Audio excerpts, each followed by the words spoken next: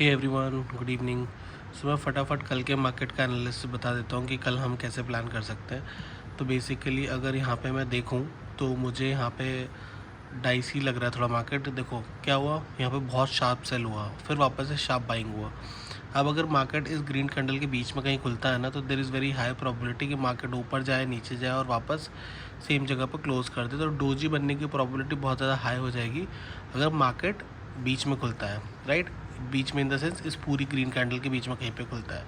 तो अगर मैं 15 मिनट पे जाता हूँ और मुझे अगर प्लान बनाना है इसके बेसिस पे, देखो 2-4 चीज़ें हैं जो मुझे लग रही है कल के लिए हो सकती है। उसके लिए प्राइस एक्शन देखना बहुत बहुत ज़्यादा ज़रूरी है, ठीक है।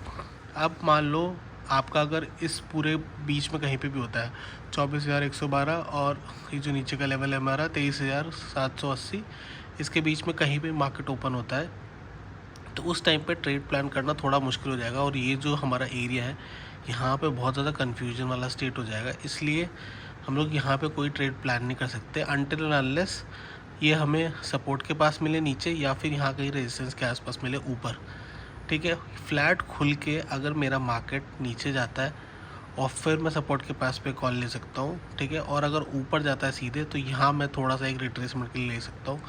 ये दो ऑप्शन मुझे लग रहे हैं यहाँ पे। अब अगर मार्केट अगर गैप अप खुलता है और मान लो इस रेजिस्टेंस के आसपास खुलता है, तो अगर गैप अप खुलता है तो गैप अप खुलने के बाद हमें ये देखना है कि मार्केट रिएक्ट कैसे कर रहा है, ठीक है।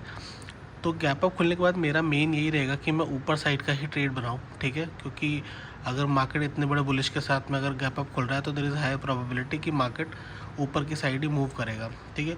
और गैप अप खुलने के बाद में अगर अच्छा कैंडल एक बना देता है, ठीक है, और अपने 50% एरिया तक रिट्रेस नहीं करता है, तो आई थिंक फिर पूरे दिन मार्केट ऊपर ही रहने की प्रॉबिलिटी ज़्यादा बढ़ जाएगी। और उस केस में हम बहुत अच्छे से या तो कोई भी पुट सेल करके रह सकते हैं। दिक्कत कहाँ होगी, दिक्कत होगी अगर मार्केट बहुत बड़ा गैप डाउन खुल जाता है जिसकी प्रॉबिलिटी कम है, उसमें भी हम लोग कुछ ट्रेड प्लान नहीं करेंगे। एंड अगर मार्केट इसके बीच में खुलता है तो मैं यही बोलूँगा वॉलेटाइल रहेगा मार्केट। एंड इसमें इस जोन में आप अगर ट्रेड प्लान करना है तो आप अपने लेवल्स पे आने का वेट करना है, या तो यहाँ पे या फिर आप यहाँ पे, ठीक है। और दूसरा, अभी मैं अगर फाइनल सिनेरियोज बताऊँ तो मेरे पास आई थिंक गैप अप होता है, तो गैप अप में अगर इस लेवल के ऊपर सस्टेन करता है विच इज़ लाइक 24,100, तो हम फिर एक कॉल साइड के ट्रेड लेंगे, फर्स्ट कंडीशन। सेकंड कंडीशन हमारी यही है कि अगर गैप डाउन खुलता है या फिर फ्लैट खुलता है, तो अगेन फ्लैट खुलते से अगर बहुत बड़ा कैंडल बना देता है, ब्रेकआउट कर देता है, वो चीज़ अलग है, वहाँ पे भी हम लोग बुलिश में ही ट्रेड लेंगे। लेकिन फ्लैट खुल के अगर इसको रेजिस्टेंस को नहीं तोड़ता है, रिजेक्शन लेता है, तो आई थिंक यहाँ पे फिर एक रिट्रेसमेंट का ट्रेड बनाया जा सकता है। तो फ्लैट के केस में बहुत सिंपल है, फ्लैट के केस में हमको प्राइस एक्शन देखना पड़ेगा, हमें स्टार्टिंग के 10 से 15 मिनट रुकना पड़ेगा और देखना पड़ेगा कि मार्केट स्ट्रेंथ दिखा रहा है या वीकनेस दिखा रहा है। अगर स्ट्रेंथ दिखा रहा है तो हमें ऊपर की साइड लेना पड़ेगा, ठीक है, और वीकनेस दिखाएगा तो हमें नीचे की साइड लेना पड़ेगा। बस यही एक है।